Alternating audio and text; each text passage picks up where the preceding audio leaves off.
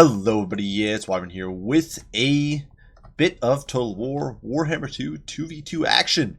And this time around, it's one of a few games that I played with a friend of mine, Scheich. We were playing on the Sword of Torgald, and this one is definitely going to be a bit of a mess because we are playing as the combined forces of the Dawi and Chaos, definitely quite the thematic and totally loreful build against the massive horde of High Elves here. And definitely it's going to be a bit of a slugfest because rather than going with a more defensive sort of campy Dawi build, we've gone with a very aggressive one and looking to take advantage with this chaos combo to the fullest. So for our lords, I'm going to be running a Rune Lord, and the reason for this is, well, rather simple.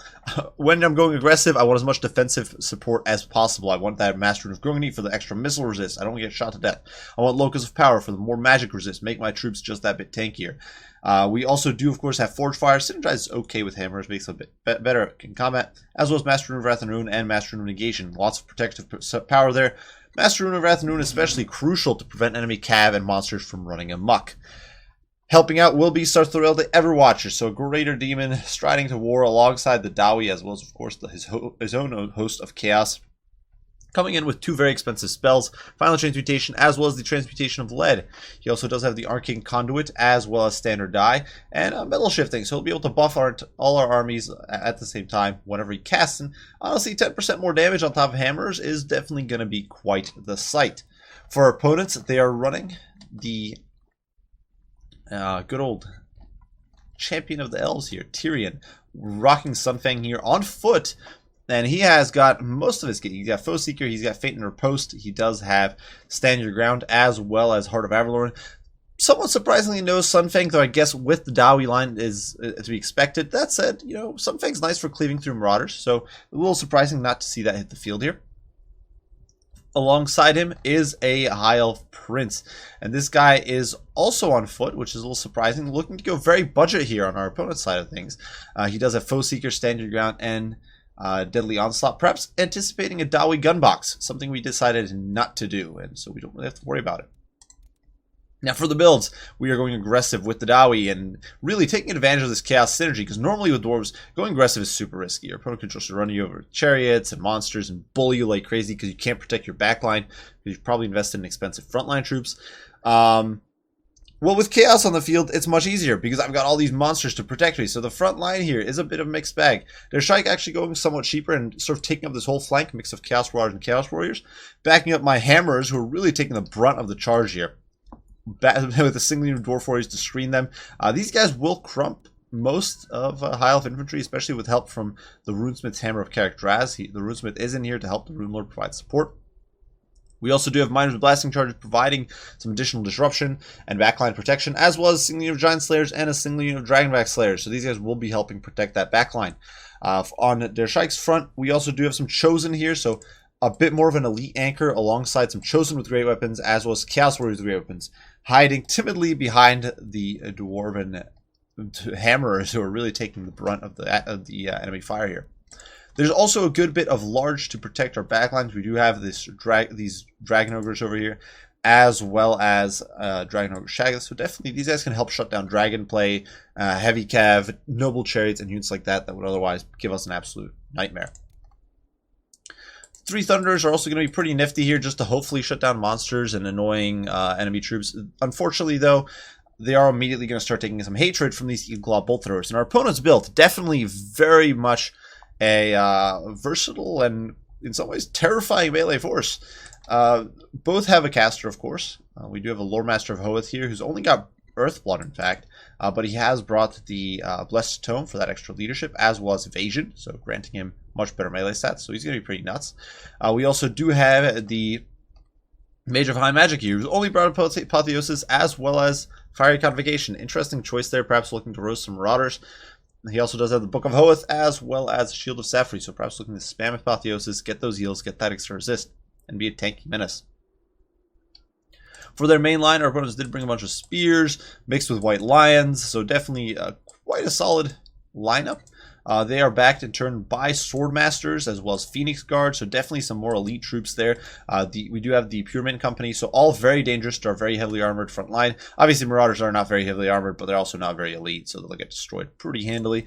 We also do have the Regiment Round Sisters, Everqueen's Court Guards, as well as Normal Sister of Avalorn, providing even more firepower. There are also 3 bolt throwers, perhaps once again anticipating that Dawi gunbox and looking to storm it with bolt thrower support, and surprise, surprise, we're coming to you. And in the meantime, there are 3 Illyrian Reavers in the back who are going to be looking to sweep through, and unfortunately on this map, so because this map has this huge wooded area here in the back, we didn't see them until it was way too late, so they've already broken cover. Or they haven't broken cover yet, they're just coming through these woods, and we're not going to see them until they break out over here.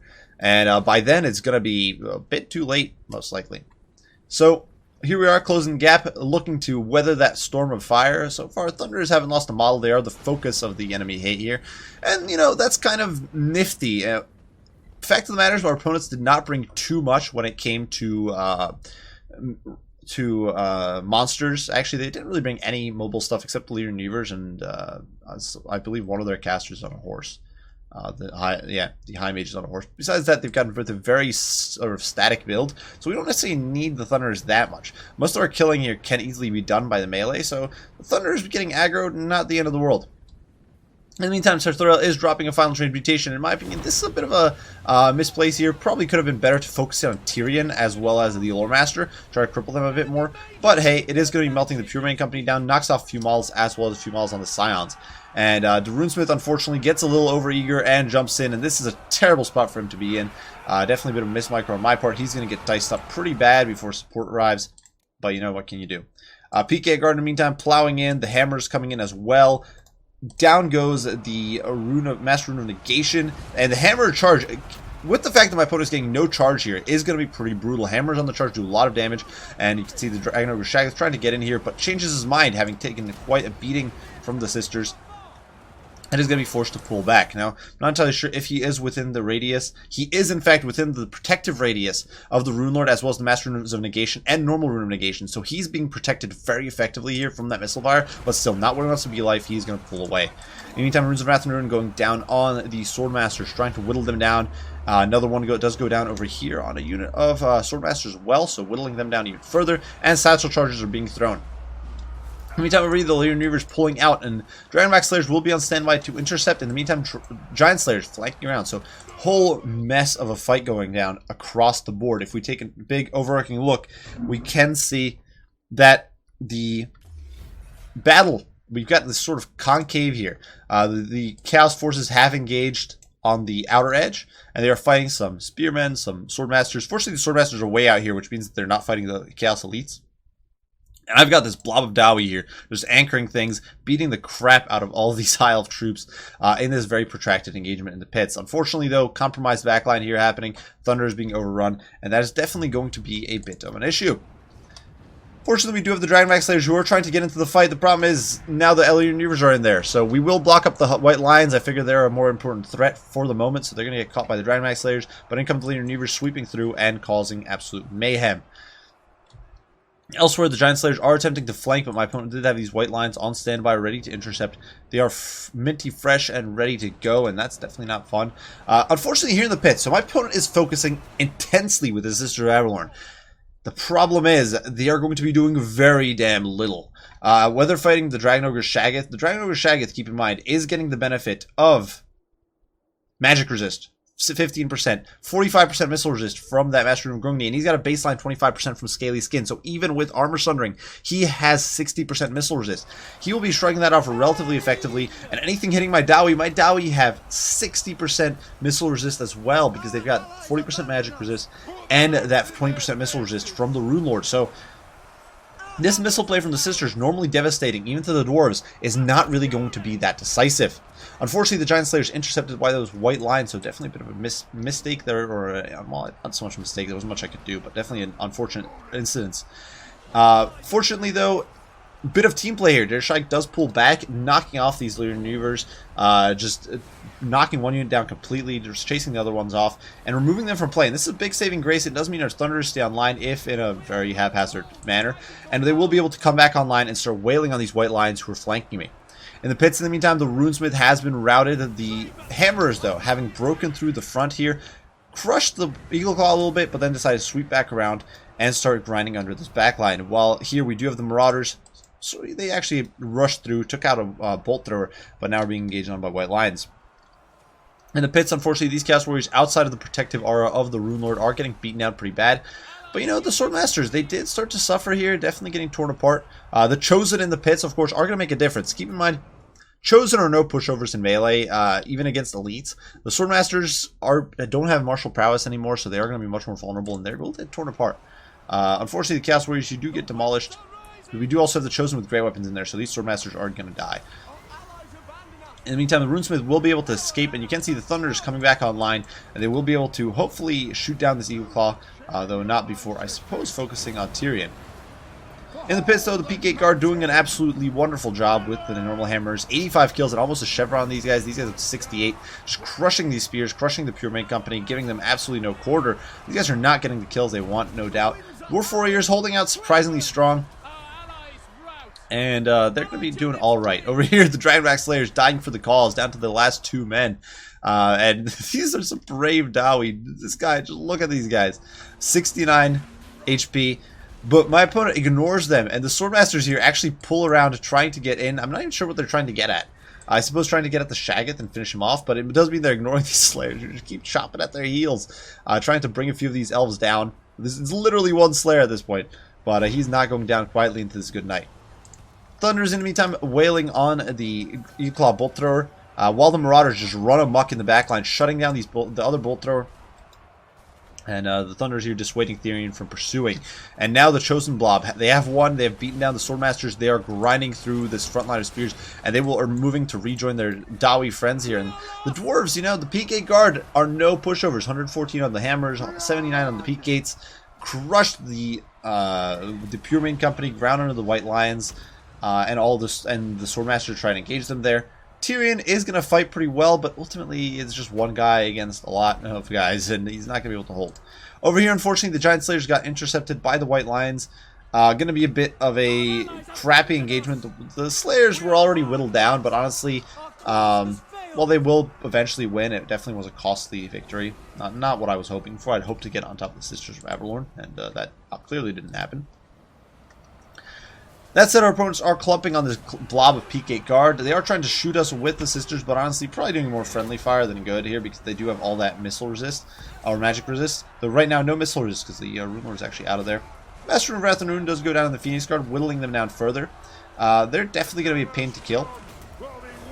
Fortunately, this Lore Master is almost gone, and if we can rout him off, that would be nice because it also removes an opponent's leadership buff as well from the field. And you can see Thoril does charge in, using that fear, using that terror, just plowing through those High Elves, just shoving them aside, and he's towering over here, providing that encourage R to the Dawi. Go figure, you know, they're being inspired by a demon, so legit.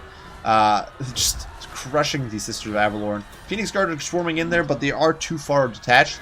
And in comes the Rune Lord again, providing his buffs, providing that Master of Negation. Sarthril is still very healthy, so that's going to be brutal. Our opponents do still have a Prince alive. They do still have some annoying troops, but now the Sisters are being shut down. Dragonback Slayers moving in alongside the Marauders and the Shaggoth to clean them up. Hilariously enough here, the lone Dragonback Slayer pursuing the Swordmasters and the Spearmen from the field, removing them from the fight. Unfortunately, the Thunders are basically all gone. I believe they actually were all routed and removed from play by the Legion Reavers. But some Hammers here rallying in the distance on 10 models, coming back into the fray. So they're all ping-ponging troops around. And you can see the Phoenix Guard, not immune to psychology, are going to rout here. And we are now starting to get surrounds. Tyrion is alone. The Everqueen's Court Guards will not last too long here. They're surrounded, and honestly, I'm expecting Terror to kick in any moment now. I'm surprised it hasn't, or maybe it already has, and they're now resistant to it for a little bit. But there we go. They get terrified.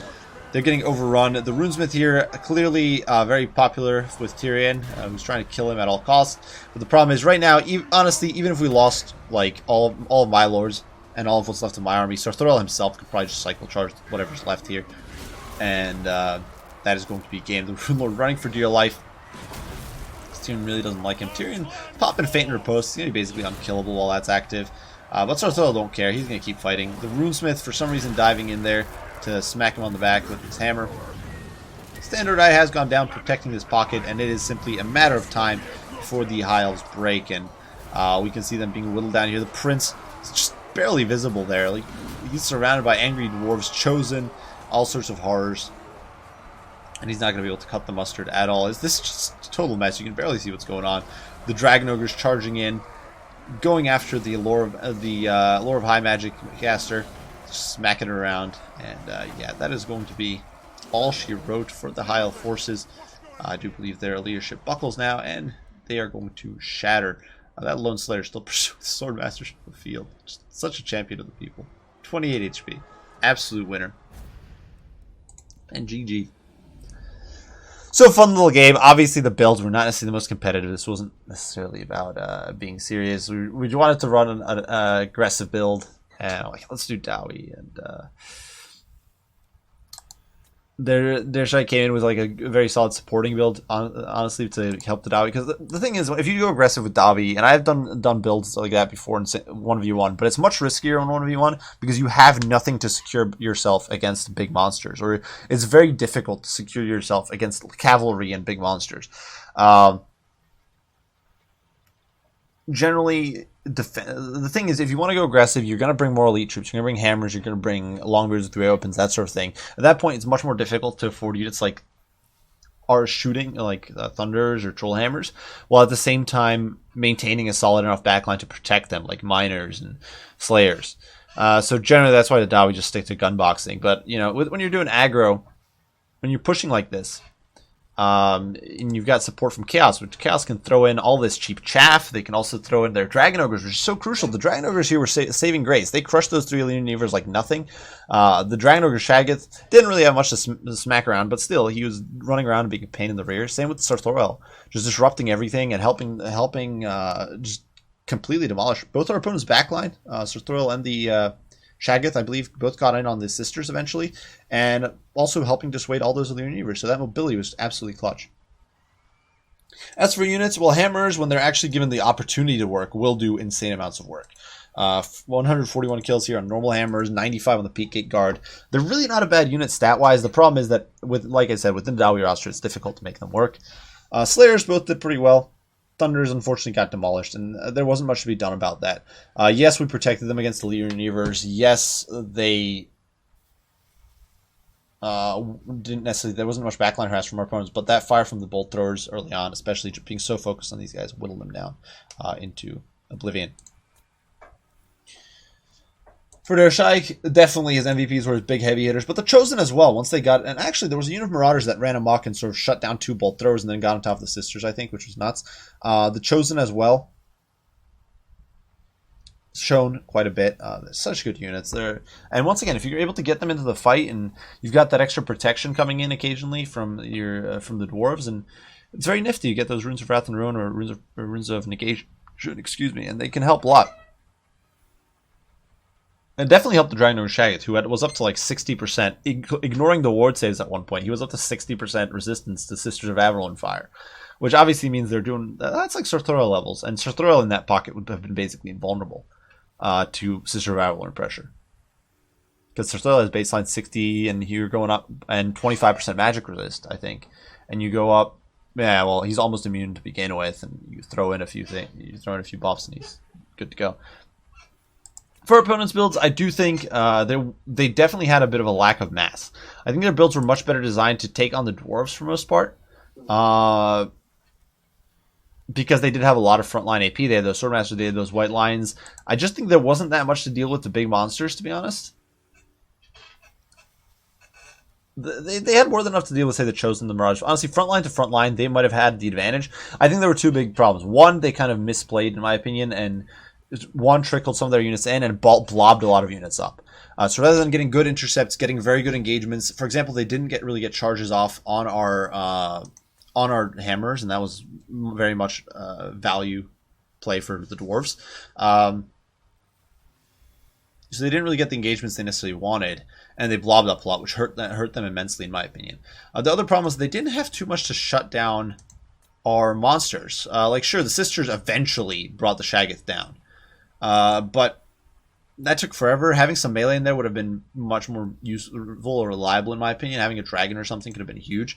The bolt throwers as well spent the game focused essentially on breaking the thunders, which, sure, thunders are a valuable unit, but ultimately they could have been focusing on the dragon ogres or the dragon ogre Shaggoth, and that would probably be much more valuable. Or bring Tyrion on a horse. Bring him on Malhandir. Or the prince on a horse. I think it would have given at least a little more flexibility there. The fact that they were both footbound made them very limited in scope. And I understand that our opponents were probably concerned about us like new boxing with like dwarven artillery surrounded by chaos infantry, but not having any tools really, or very little tools to deal with big monsters, was definitely a killer here. Regardless, well played to everybody. Hope you guys enjoyed the video. Hope you had fun and enjoyed watching. If you did, be sure to like, subscribe, and share. If you have any comments, critique, questions, as usual, don't hesitate to post them, and I will do my best to respond as soon as I can. I do thank you all for watching, and I will see you all in the next one. Bye for now.